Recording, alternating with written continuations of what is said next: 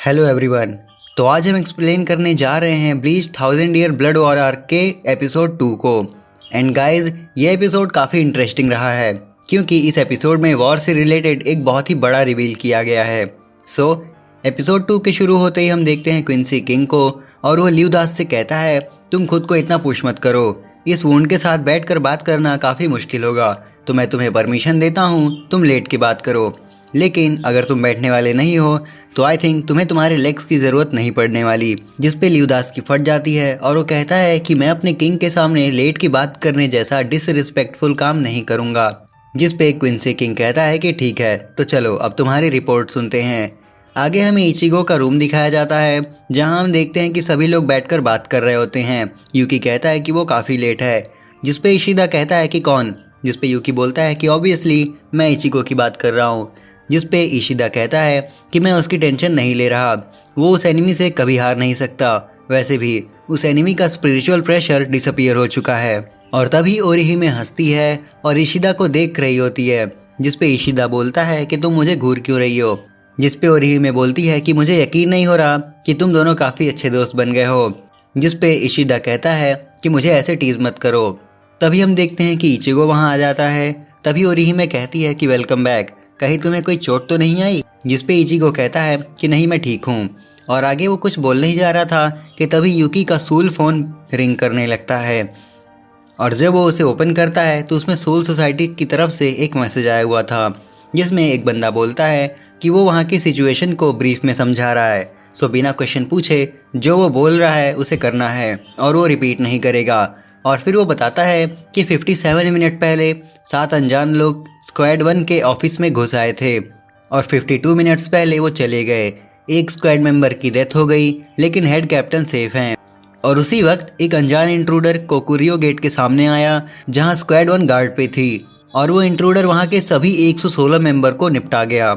और lieutenant Sasaki भी बहुत ही बेरहमी से घायल हुए और फिर स्क्वाड 1 के ऑफिस में ही दम तोड़ दिए। फिर सीन कट होता है और हम देखते हैं कि अगले दिन सुबह सुबह इचिगो अपने बेड पे बैठा हुआ है और शायद उसे नींद नहीं आ रही थी, इसलिए वो बाहर पेट्रोलिंग के लिए चला जाता है। और फिर हम देखते हैं कि जब इचिगो पेट्रोलिंग कर रहा था तभी आसमान में एक क्रैक बनता है और उसमें से नेल गिरता है, और वो जैसे ही इचिगो को टच करता है तभी उसका सुपर एक्सीलरेशन मोड एक्टिवेट हो जाता है और वो उसके साथ ज़मीन पे गिरता है और वहाँ पे एक बड़ा सा गड्ढा भी हो जाता है। और फिर इचिगो नेल से कहता है कि हम इतने टाइम बाद मिल रहे हैं और तुम मेरे साथ ऐसे बिहेव कर रहे हो। अब यहाँ पे नेल रो रहा होता है और इचिगो से कहता है कि वो उसकी हेल्प करे। वो कहता है कि हियोको मुंडो में अटैक हो गया है। उसके बाद हमें हियोको मुंडो का सीन दिखाया जाता है। अब यहाँ पे ल्यूदास क्विंसी किंग से बताता है कि हमारे पास 5 दिन है, जो कि काफ़ी है हमें और सोल सोसाइटी को बैटल के लिए प्रिपेयर होने में। जिस पे क्विंसी किंग कहता है कि वो तो फ्यूचर में है। 2 दिन पहले जब तुम बॉर्डर इंटेंसिटी लेवल स्काउट करने गए थे तो तुमने कहा था कि अगर हम चीज़ों को वैसे ही कंटिन्यू छोड़ देते हैं तो नियर फ्यूचर में ही सोल सोसाइटी और वर्ल्ड ऑफ लिविंग कोलैप्स हो जाएगा due to an imbalance of soul. अब मुझे बताओ ल्यूदास, तुम जो मेरे सामने है, क्या तुम एक प्रॉफिट हो? मुझे जवाब दो। जिस पे ल्यूदास कहता है कि नहीं। जिस पे क्विंसी किंग कहता है कि तो फिर तुमने मुझे डिस्टेंट फ्यूचर के बारे में क्यों बताया, मुझे प्रेजेंट के बारे में जानना है। और फिर क्विंसी किंग अपनी पावर से ल्यूदास का फेस उड़ा देता है।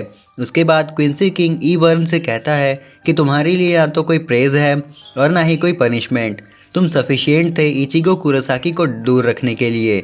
जिस पे ईवर्न कहता है कि थैंक यू।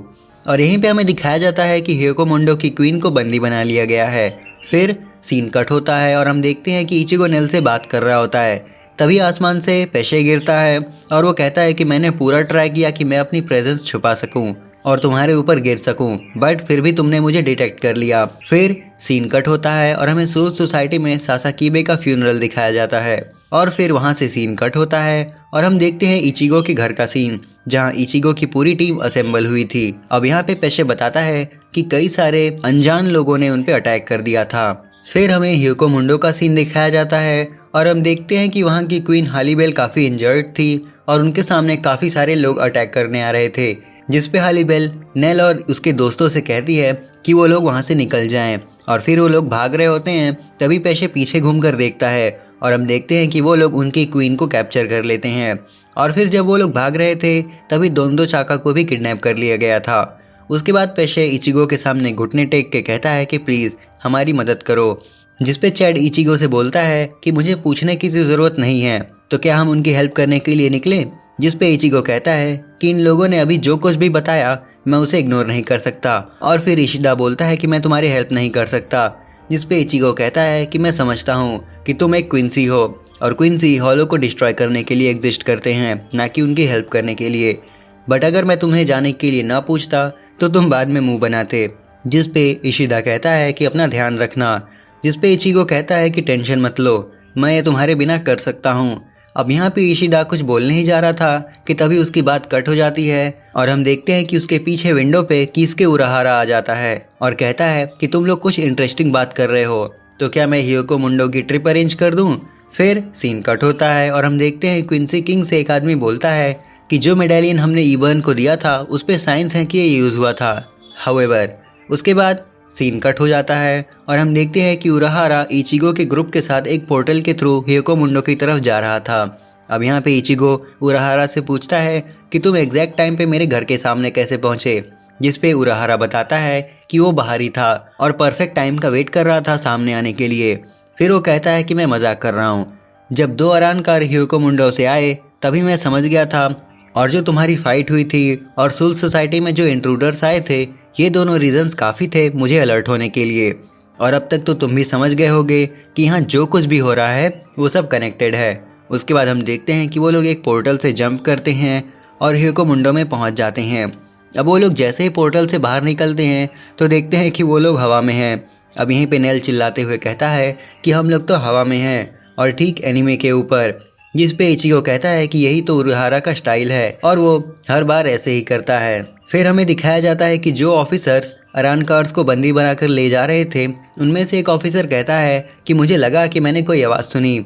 जिस पे दूसरा ऑफिसर कहता है कि ऐसा नहीं हो सकता, क्योंकि जिस डायरेक्शन की तुम बात कर रहे हो वहाँ के सभी लोग मर चुके थे और हमने ये कन्फर्म किया था। और फिर उराहारा कहता है कि वो लोग यहाँ पे इसलिए नहीं आए क्योंकि उन्हें लगा था कि यहाँ के सारे अरानकार मर चुके हैं।